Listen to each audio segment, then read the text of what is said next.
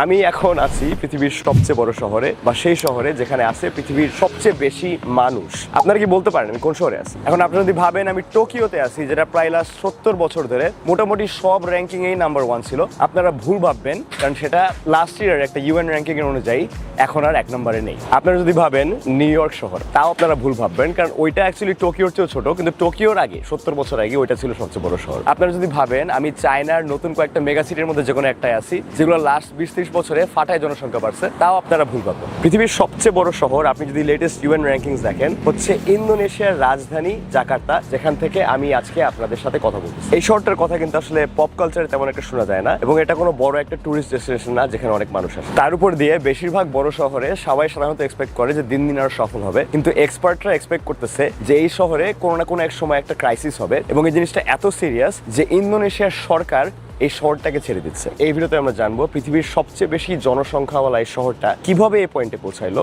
কেন এই শহরটা আস্তে আস্তে একটা ক্রাইসিসের দিকে চলে যাচ্ছে, এবং এই দেশের সরকার এই ক্রাইসিসটাকে ট্যাকেল করার জন্য কোন ধরনের ড্রাস্টিক স্টেপস নিতেছে।